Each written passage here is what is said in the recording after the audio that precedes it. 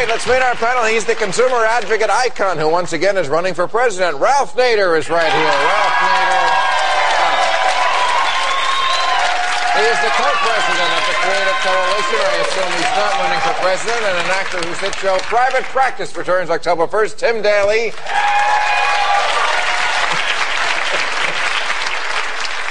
And she is a regular contributor to National Review Online, Lisa Schifrin, our old friend from Politically Incorrect and this show.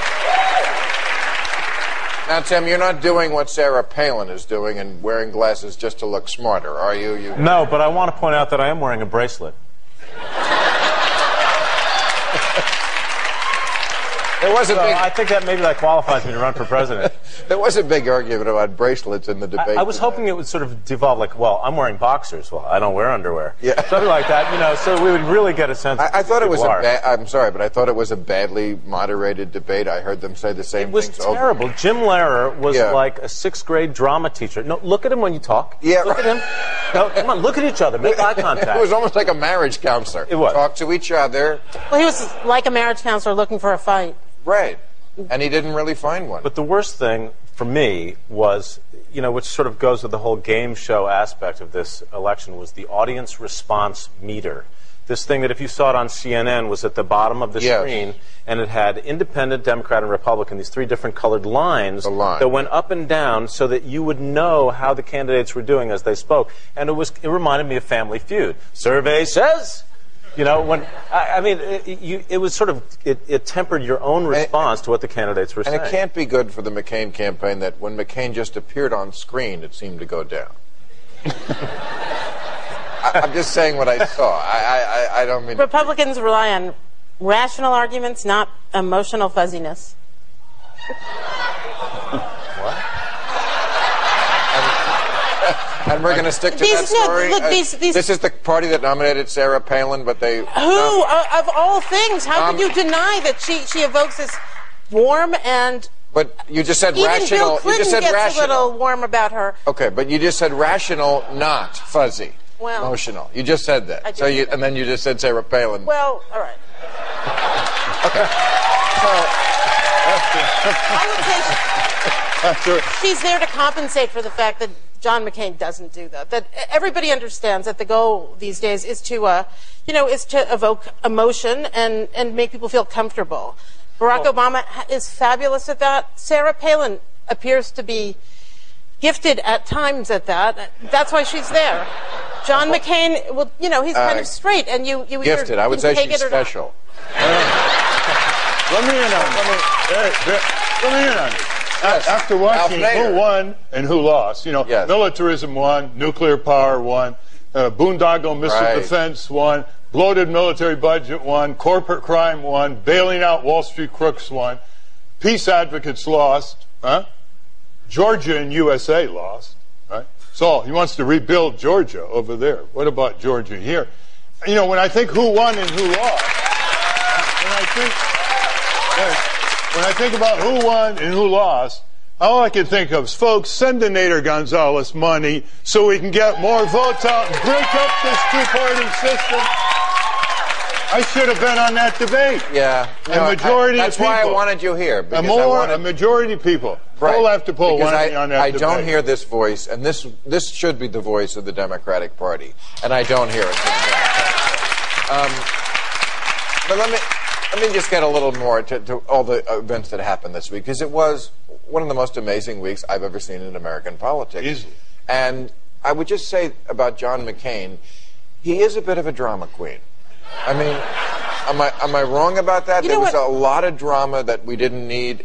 We had enough. I thought that at first. I thought that this was grandstanding, and then it actually sank in just how serious a crisis this is. It seems to me that one of these men will be our next president, and they should want to be involved in crafting a response to this crisis and in understanding this crisis in a way that almost nobody in Congress or the White House or the other party or whatever party does. This is well beyond the the abilities of most of our elected leaders, and the idea that Barack Obama didn't think he needed to be there, that to me suggests... What do you mean he didn't? He didn't think he needed to be in Washington working on this deal. this is he may be president. He ought to actually know what's going on, and B, have some say in the outcome. But I must say, when he did go there, and I hadn't heard this, he spoke. McCain did not. McCain did not speak in the meeting. As because McCain is in favor of the stealth bomber. As am I, by the way.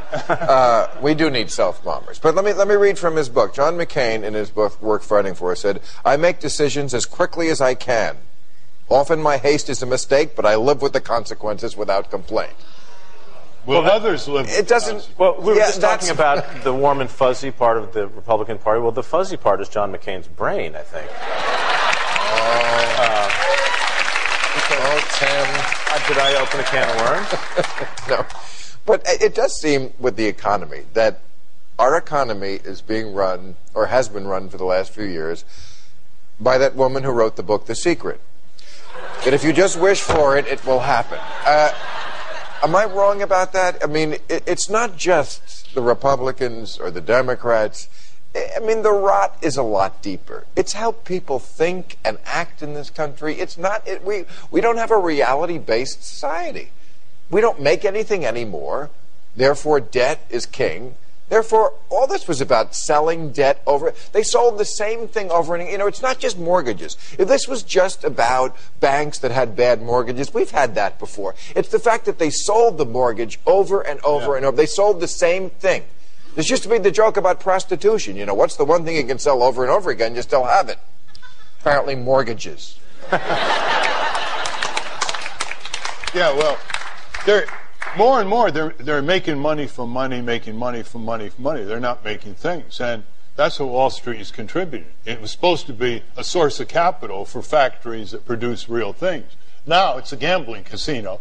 And socialist Superman is swooping down on New York City from Washington, D.C.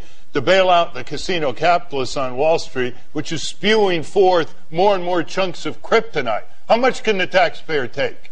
That's why there's going to be a taxpayer revolt out there. More demonstrations. What do you think of the fact that the strange bedfellows that have been made by this crisis? It's the House Republicans, who are the most conservative, who, I must say, I'm kind of glad they stopped the deal. And I'm hardly a House Republican.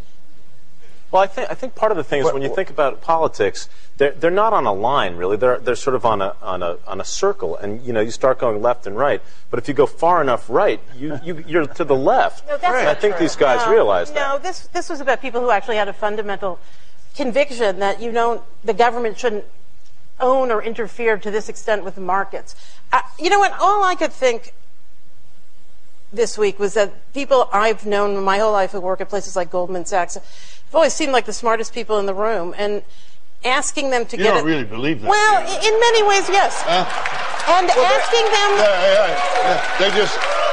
They're so smart. They're collapsing the economy and the backs of the American people. I think they are taxpayer. I think they are smart. But greed can overtake smart. Well, greed and bad incentives and a government that set up programs for low-income people that were abused by people across the spectrum. That was a great success. The community reinvestment had one of the highest repayment. Low-income homeowners had the highest repayment. That's why some of the big banks went into it. But wasn't that George Bush, the ownership society?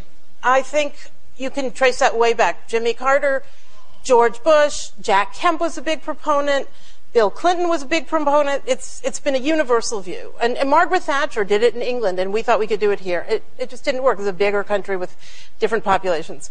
And our bankers came up with these very clever instruments and managed to figure out how to sell them over and over so that, in fact, the mortgage back, there's nothing backing it. They were using very little capital to hold on to lots and lots of assets. That's another way of saying they were gamblers big time with other people's money. Isn't one of the... Well, so the issue this week is that I think it was fascinating to watch the country look at first to people like Henry Paulson, who's clearly a brilliant man, and feel uncomfortable. But why do we know that? How do we know that? And feel because uncomfortable. Because he jumped ship from Goldman Sachs 2 years ago with $500 million just before it collapsed.